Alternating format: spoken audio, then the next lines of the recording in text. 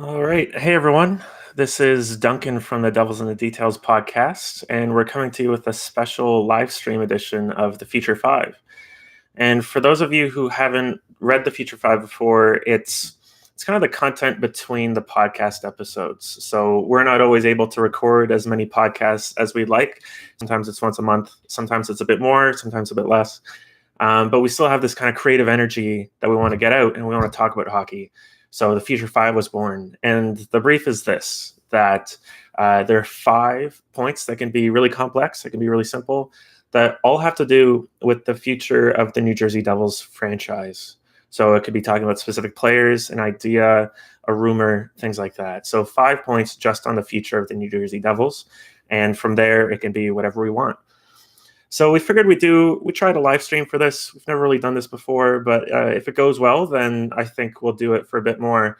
But this week on the Future 5, we really wanted to talk about 5 specific prospects that we like, and that each will have an opportunity to step into a larger role next season. So that's a really big thing when we talk about prospects is their current role when they're drafted and whether they have the potential to be a bigger impact player on their teams in their draft plus 1 year, their draft plus 2, to really give them the opportunity to grow, because a player that's buried on a depth chart is not going to be given the same opportunities as a player in the top 6. And of course, you have to earn the right to play in the top 6. But the Devils have historically, at least under Shiro's regime, really targeted players that have the opportunity to grow. And so we're going to talk about 5 of those players today, as well as a few other things, and we'll see how it goes. The first player I wanted to talk about was Michael McLeod. He was a first-round pick in 2016. He was taken 12th overall, and he was drafted out of the Mississauga Steelheads organization. And something funny happened recently. 2 months ago, when we recorded an episode of the podcast where we did our 2019 draft review, we sat down with Ottawa 67's general manager, James Boyd, who also at the time was the general manager of the Steelheads when Michael McLeod was drafted. So there were lots of interesting connections with the Devils organization throughout that conversation. And we talked about that historic playoff run in 2016, 2017, or 2017-18, when the Steelheads ran into the Erie Otters in the OHL finals and just had this incredible series and had this heartbreaking loss. And we just reminisced over how good that team was. And they really did have the potential to make the Memorial Cup and do some damage there. But McLeod, since his draft, or at least since he's left the OHL, a lot of fans have really soured on him. And that's because it's taken him a bit of time to reach the NHL. So he's only played 21 games at the NHL level. It's been 3 years since he's been drafted. That might not seem like a lot because, well, quite frankly, it isn't. And his development has taken a bit longer than I think we expected when he was drafted. Thankfully, there are other young centers coming into the Devils that have kind of taken up the load. So Pavel Zacha is kind of probably its own episode of this. But players like Nico Hischier and next season Jack Hughes are likely going to step in and play those kind of middle to top 6 roles that we pictured McLeod filling at the time of his drafting. When you actually take a look at the players that McLeod was drafted around, I know within 4 or 5 picks of the Devils selection, we had players like Charlie McAvoy and a few others, like really impact players, get drafted off the board as well. Jacob Chikrin. So players that have really stuck in the NHL to date came after McLeod, and that's really hard to reconcile. You think of the players, well, I mean, we could have had Samuel Girard, Jacob Chikrin, and so forth instead of McLeod. I'm still a believer, and I want to put that on the record. And I think he still has the potential to turn into a really useful player at the NHL level. Thankfully, even though he might not reach his kind of elite offensive potential, he still could be a really useful utility middle 6 player. And I think kind of in the vein of Blake Coleman. When you actually take a look at the numbers from McLeod's draft, within the first round, he has the 18th most games played in the NHL. So that's not quite 12th where he was drafted. And I realize that NHL games played is not the best measure of a prospect's ability or development, but it's kind of the best shorthand that we have at the moment. If you look at the whole draft in 2016 as a whole, he has the 28th most games played, and he'll get beat out by guys like Samuel Girard in the 2nd round, even Jesper Bratt, who was drafted in the 6th round. So, I can understand the hesitancy or or to some extent how fans have soured on him as a prospect because his development has taken longer. So he's got a couple of things that I really like about his game that I think will give him value in the next 2 to 3 years at the NHL level.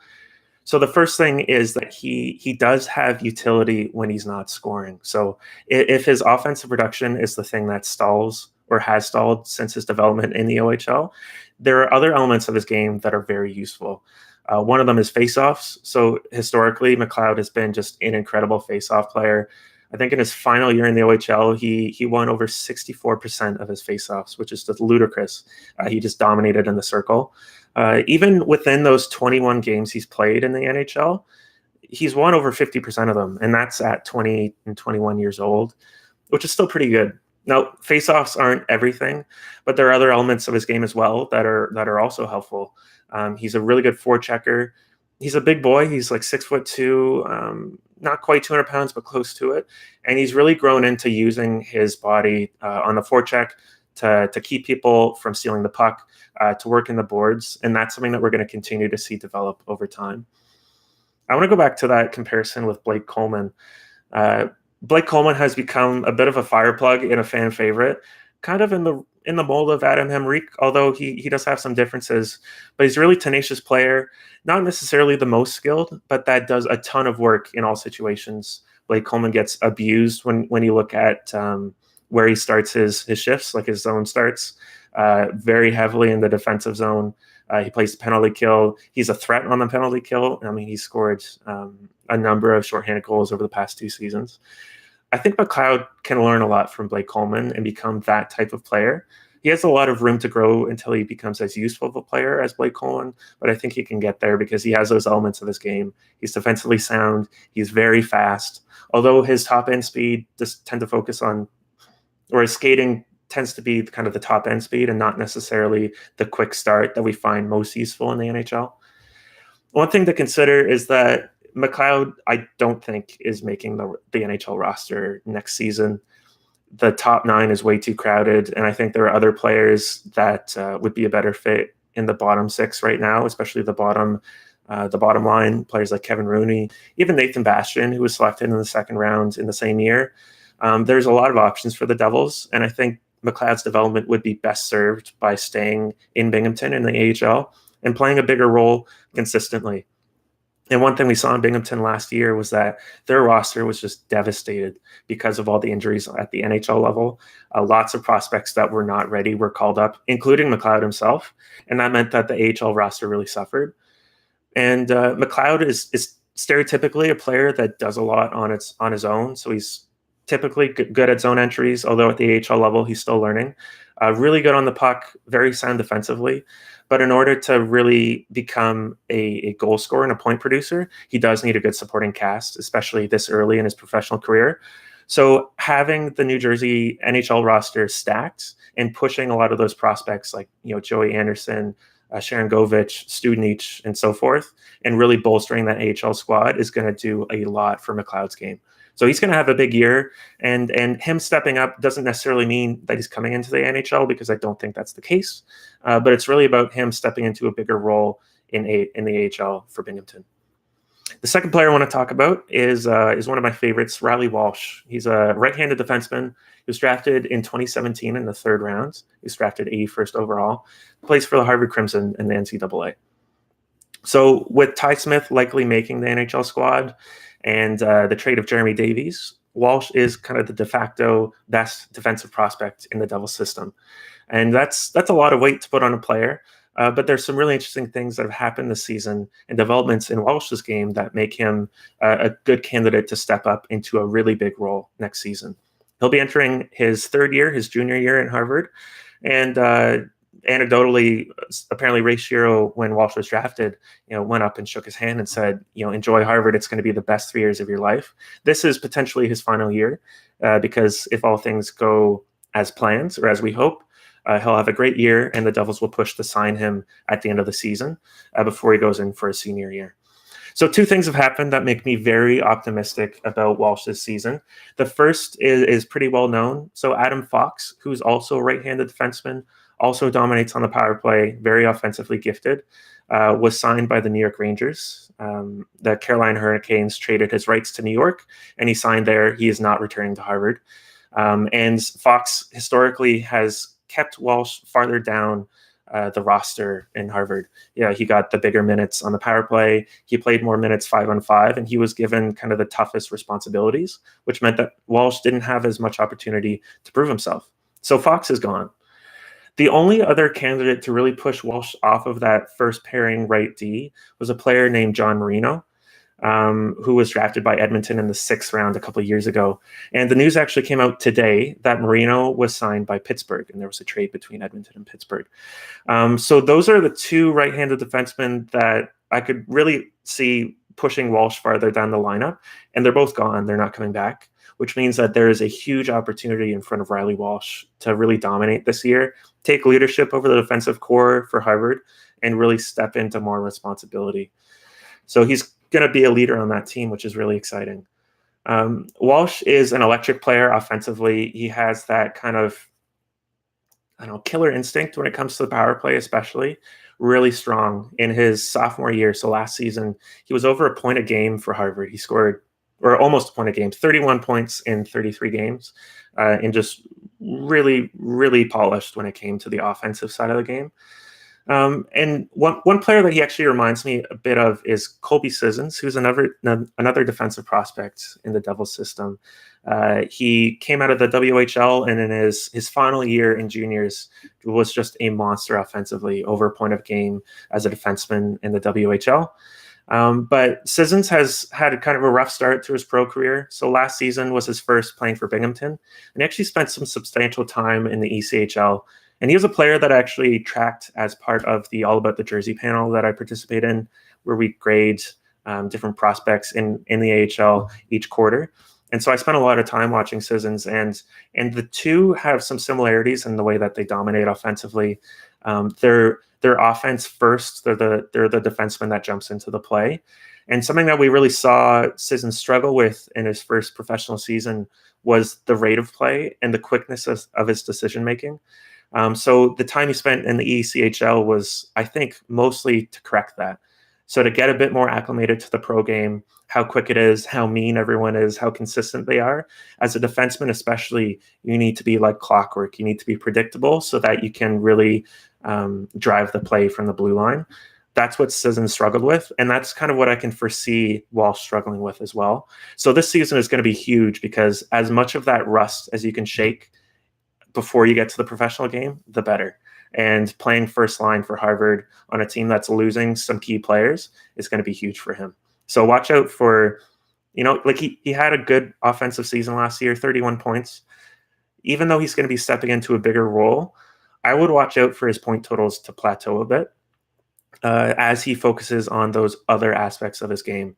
So if you're not able to watch a lot of Harvard games and you're stuck stat watching, don't be too disappointed if he ends up around 30 points, 31 points as he was last season, because if he can maintain that pace and improve those other aspects of his game, he's going to have a really good season, and the Devils are going to push really hard to sign him, even more so than they would otherwise. So Walsh is going to be a good one to watch. Third player I want to talk about is probably my favorite Devils prospect, other than the obvious ones like the Ty Smiths and the Jack Hughes. It's Aarne Talvitie, not really sure. But he was drafted in 2017 in the 6th round, 160th overall, and he's a center left wing, currently playing for Penn State and the NCAA. He had a really interesting year last year. He had previously been playing in the junior system in Finland, and he had committed to Penn State, which is kind of an up-and-coming program. And he had an immediate impact in the NCAA. I think he had 16 points in his first 17 games and just immediately clicked. He got the college game. He had the tools and the strength to compete against guys who were 2-3 years older than him, especially coming into North American ice for the first time. That was really encouraging.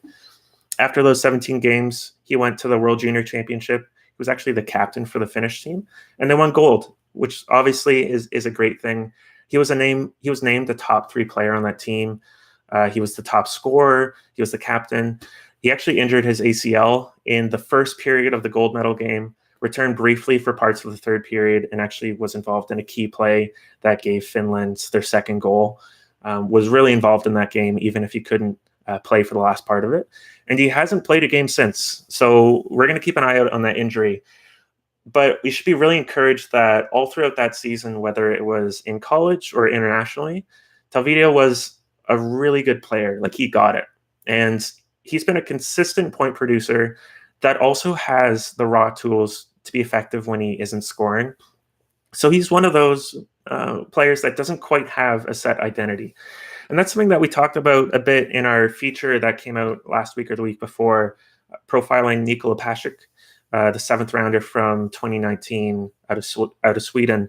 And we talked about this trend of the Devils selecting players that have all sorts of different tools, whether they're offensive or two-way play focused, but they haven't really solidified into, this player is identifiably this thing, whether it's defensive, offensive, a sniper, a playmaker. They could be kind of one of 4 or 5 things. Talvitie fits that mold perfectly. He can score, but he also has kind of the Joey Anderson mindset, that perfect complementary player that if you put him with a really skilled sniper or a playmaker, he's going to have that chemistry. He's going to be the Zach Hyman that gets into the forecheck, works really hard, and passes the puck to someone who can really shoot it, on top of his pretty decent shot and release. So he has a lot of tools at his disposal. And we saw last season that he was immediately able to use basically all of them. He was a fairly complete player, both for Penn State and for Finland in the World Juniors. So a very encouraging year.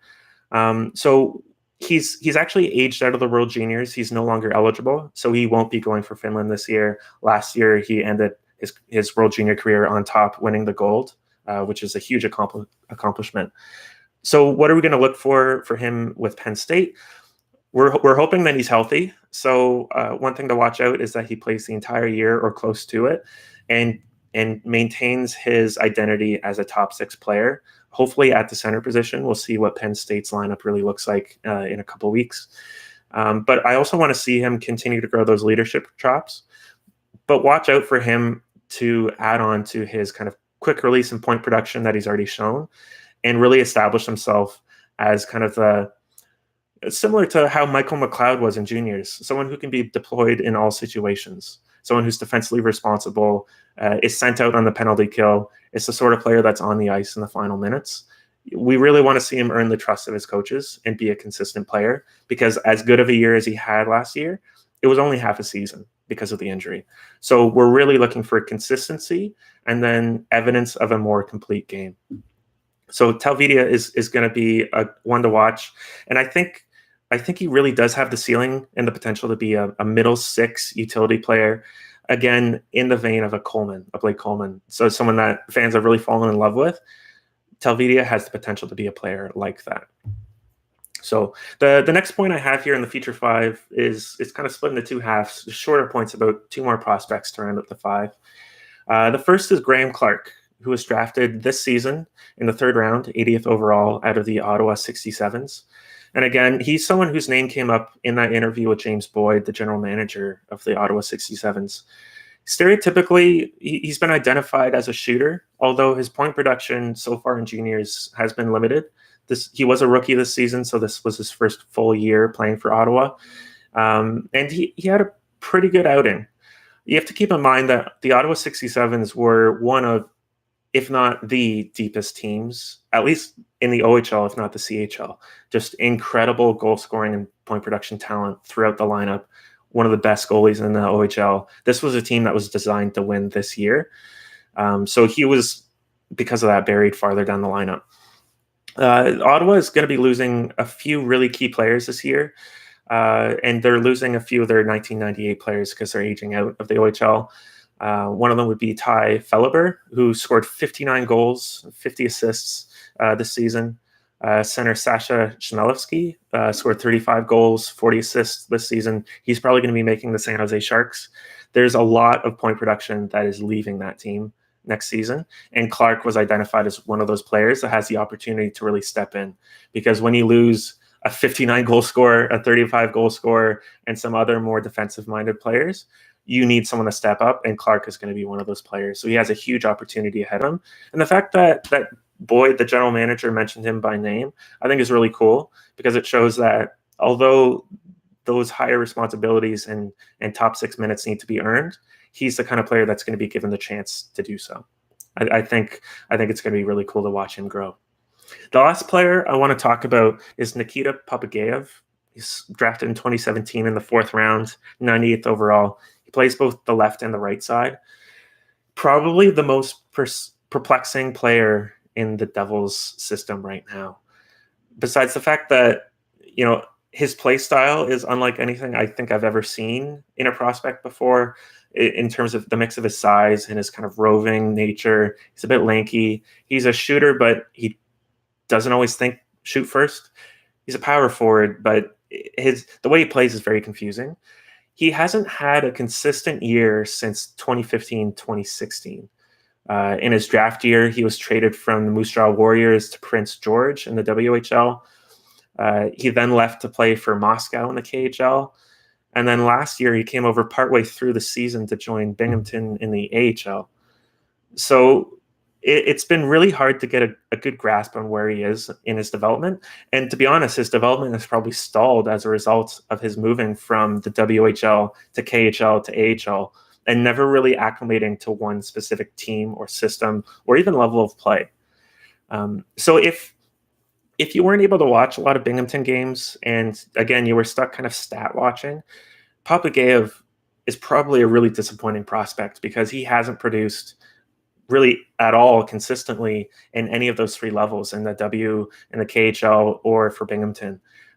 His story has been one of inconsistency and adaptation, and just trying to survive basically in one place for more than 6 months at a time. His ability to step up into a bigger role next season is related to basically staying put.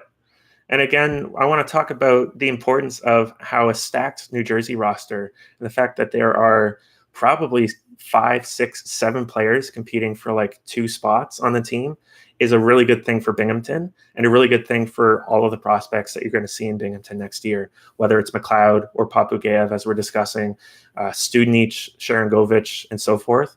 That's going to be huge because it gives them a good supporting cast. It takes the pressure off them, and it also gives them the opportunity to play with players who are actually going to help them score points. So Popugaev is a power forward. He has some really, at times, high-end finishing ability, but he hasn't been able to find the time and the space that he needs to use his shot. And to be honest, he's tried to learn like 4 systems in the past 2 seasons. So I think a bit of consistency is going to be really big for him. And I would watch out for him to have a big year. Not necessarily points-wise, because I think it's going to take him a bit more time. But I want to see him be comfortable on North American ice. I want to see him learn a system, and I want to see him use his body consistently. And even if he isn't scoring, I want to see him getting the time and space to get the puck off his stick, because at times in Binghamton, he was a bit frustrating to watch because those pieces didn't all come together. And if they don't, then he wasn't necessarily adding a ton of value. So Nikita Popugaev is someone that I really want people to keep an eye on next year because he's going to have that opportunity to step up. The last point on the Feature 5 this week isn't to do with players stepping up into a bigger role, but more about the importance of hiring good people and actually listening to them. So I want to talk a bit about the Devils analytics department for a bit here, because as a quote from Dmitry Filipovich says, "What a summer for the New Jersey Devils. They went out and added Jack Hughes, PK Subban, Nikita Gusev, Tyler Dellow, and Matt Cain." It's almost as if those final 2 additions are as important as the on-ice players that we saw brought into the team this year. So Matt Cain is going to be the director of hockey analytics. Tyler Dellow will be the vice president of hockey analytics. And they joined around April, May, June. They've been on the team for a while. And it represents a much bigger investment into analytics than at least we've publicly heard in quite some time with the Devils. And if you take a look at the different analytics departments from across the league, I think we stack up pretty well. Toronto certainly has the most manpower. They have the most bodies working on analytics. But Matt Cain and Tyler Dellow are both highly respected in the field. And I'm really excited to see what value they add to the team. I don't know if anyone read that article that came out last week about Paul Fenton and his tumultuous tenure as the general manager of the Minnesota Wild. But one thing really stuck out to me, and Russo wrote just an amazing article, and his connections around the league and within the Minnesota Wild organization is just incredible. But he mentioned one thing, that when the team went away for a pre trade deadline retreat. So they went away for a couple of days to really get their strategy together, to plot, okay, what are we going to do as a team this trade deadline and for our future? They didn't invite their analytics people on that retreat. And they had previously had two of the most respected people in the field working for them. Both have since left, which is not too surprising. But when you're planning your moves for the rest of the season and the immediate future of your franchise, you probably want people who can provide the data and insight that would help you make good decisions. And it was on that retreat that they decided to trade Nino Niederreiter 1-for-1 for Victor Rask, which is kind of a universally disliked trade, very lopsided, to benefit the Carolina Hurricanes. So that's an example of hiring the right people but not listening to them. So when I see the Devils make the right hires, I think Dello and Kane are just fantastic choices. I want to start to see evidence of the second part, they actually listening to them. I think the Nikita Gusev trade could be evidence that they're already listening to them. When Ray Shero went on NHL radio today to talk about the summer, he mentioned that Gusev had been on their radar for quite some time. But I can't help but think that Gusev represents a mindset of making good bets. So Gusev is a potential star. I mean, he is a KHL All-Star. He led the league in scoring last year. He was like a Taylor Hall level MVP on his team last season. That's how big the gap between him and the next highest scorer on his team was. But we don't really know what his immediate impact at the NHL level is going to be. If you look at the conversion models between KHL scoring and NHL scoring, when you look at his, I think, 82 points last season, it could convert anywhere between 50 to 60 points, perhaps higher, perhaps lower, but 50 to 60 feels pretty safe. We don't know that that's actually going to happen, but paying a second and third round pick for a potential 50 to 60 point scorer, I think, is a really smart bet. And I think it speaks to that idea that, yeah, we're going to make educated guesses. We're going to make good risks. Because, even though Nikita Gusev ended up with a $4.5 million contract, we know the Devils can afford salary cap. That's not a problem for us. The problem for us was the cost of acquisition in relation to the potential benefit, those 50 to 60 points. I think it's a really smart bet. And 50 to 60 points, you might be thinking, well, a potential superstar, I'd be thinking like 70, 80 points. Think about how many Devils players have actually scored more than 50 points in a season in the past 5 years. I went back and looked at this, and it was as bad as I thought. There's only been 7 players that have had 50-point seasons in the past 5 years. Quite a few of them are Kyle Palmieri, Taylor Hall, of course, with his MVP season, Nico Hischier in his rookie season. Only 7 times has a Devil scored 50 or more points in the past 5 years. That's really sad. And it makes that bet even better in my eyes, because a second and a third for, potentially one more of those players on top of, the return of Taylor Hall, the emergence of Nico Hischier, Jack Hughes, PK Subban, the list goes on. We're looking at potentially a much more powerful Devils team than we've seen, I don't know, since 2012. That's a really good bet to me. Other things to keep in mind, because analytics is information, it's insight, it adds color to decisions and discussions. There are a lot of things coming up that more information would be beneficial to have. So there's a roster crunch as soon as this season. How do we decide who makes the roster opening night? How do we decide who gets called up when there's injuries? There's going to be cap problems within the next 3 seasons. We're going to have, hopefully, Taylor Hall resigns, Nico Hischier on a second contract, Jack Hughes, PK Subban, Mackenzie Blackwood, Ty Smith. There are lots of players that are going to be moving past that cost-controlled entry-level contract stage of their career. And we're going to have to balance how to have so many potential stars on our team. Analytics gives us the insight and information to make good decisions. I'm really looking forward to see how how they impact the team's on-ice success. Cool thing to remember, too, is that Harris and Blitzer, the two kind of co-owners of the Devils or majority stakeholders, also own the Philadelphia 76ers, who apparently, and I learned this, spends almost $3 million a year just on their analytics department to try to edge out the competition and widen the margin and get as much tactical information as they can about how the game is played on the court.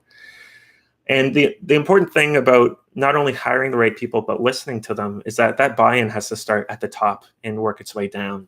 And the top here really does mean ownership, because ownership in part dictates Ray Shiro's vision, or at least hiring a person that has a vision that interacts with that extra information and insight.